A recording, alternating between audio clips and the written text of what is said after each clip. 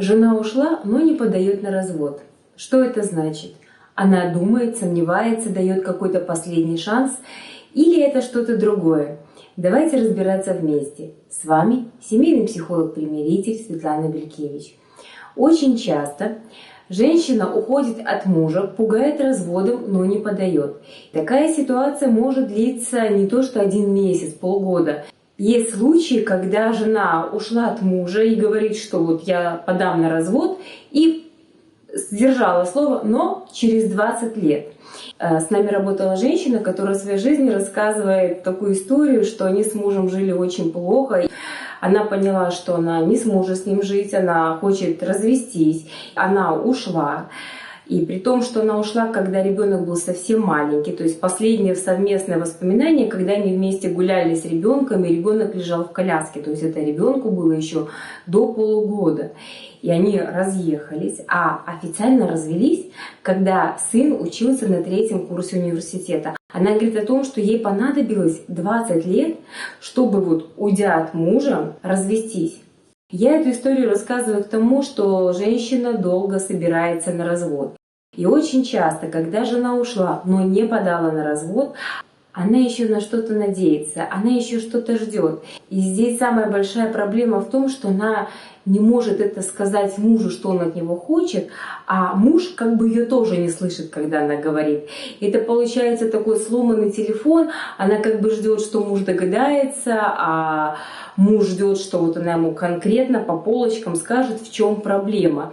Это ситуация, когда нарушена коммуникация. Что можно сделать? Внимательно посмотрите переписку, которая у вас есть. Ко мне приходят на консультацию, там показывают какую-то переписку, начинают рассказывать, говорят, а это вообще такая ерунда была у нас. Я говорю, какая это ерунда? Вот это есть вот то самое, из-за чего она и ушла.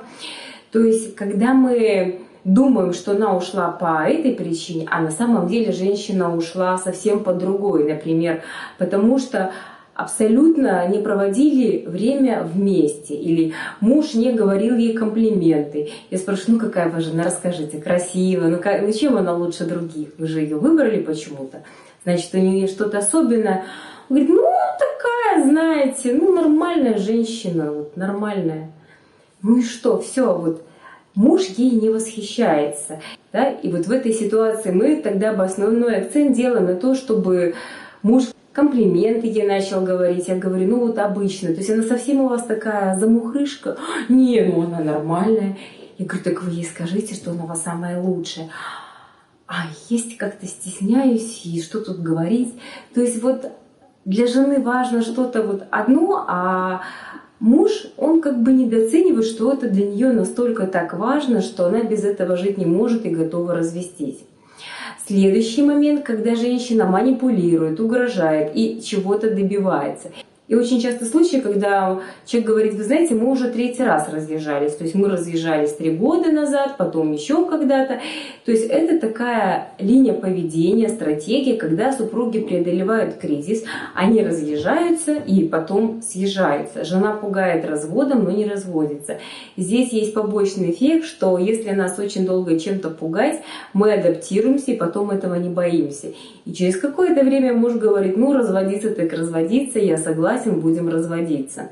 Второй вариант, когда женщина не собирается разводиться, но своим таким поведением она манипулирует мужем. Притом очень часто женщина сама верит в то, что она разведется, но в глубине души она не готова к разводу. И это связано с тем, что наша психика, наша природа, скажем так, мы заточены на стабильность. Для нас важна стабильность. И для женщины развод, уход от мужа – это очень сильное потрясение. Мы теряем привычный уклад жизни. Женщина страдает не меньше, чем муж. Она долго решается. И вот манипулирует таким образом мужем, то есть она хочет достичь чего-то важного для себя, но она не знает, как это сделать, поэтому использует, скажем так, последний шанс, последнюю возможность. Она говорит, или ты его там бросишь пить, расстанешься с какой-то женщиной, мы переедем в другую квартиру, мы родим ребенка, то есть она хочет чего-то достичь. Или мы будем больше проводить времени вместе.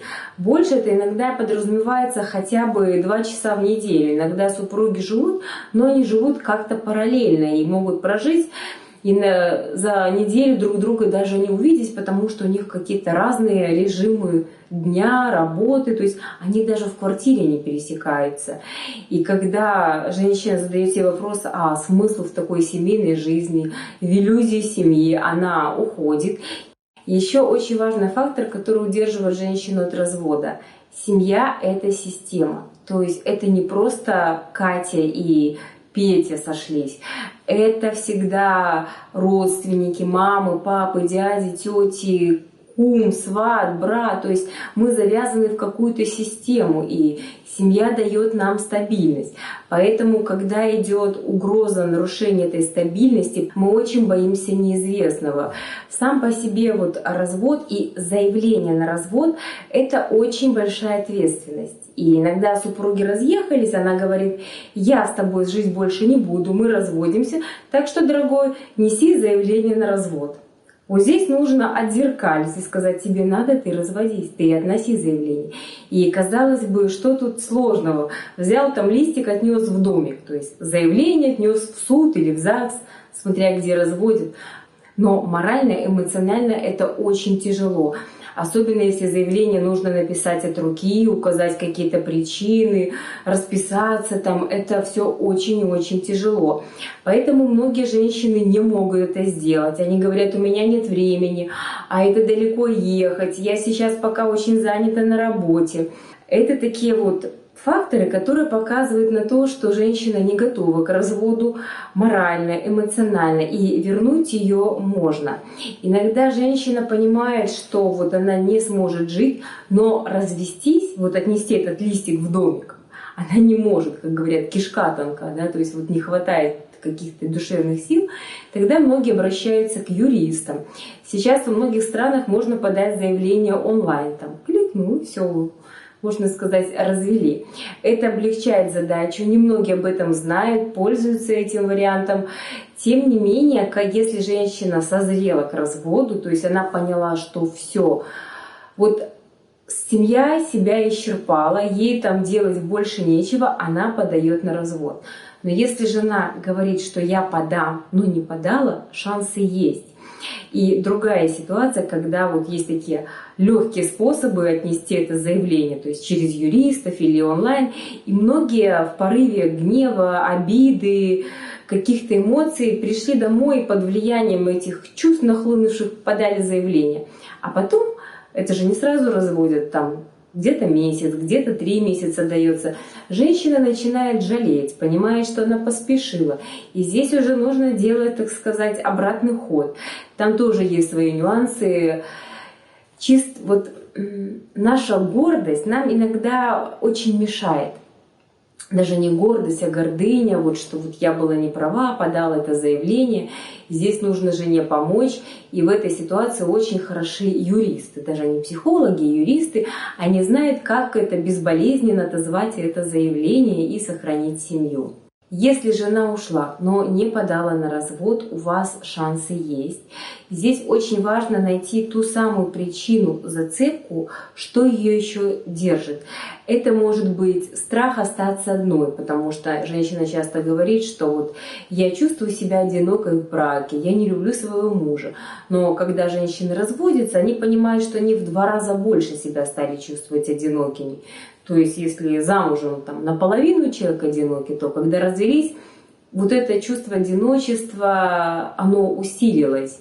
И многие в курсе таких последствий, скажем так. Если жена все еще не подала на развод, значит шансы есть. Она еще что-то ждет. Не все потеряно, главное найти причину, ту самую кнопку, крючок, что ее держит, и воздействие на эту причину точечно, я бы сказала, ювелирная работа, вы можете помириться и наладить отношения. С вами была семейный психолог-примиритель Светлана Белькевич.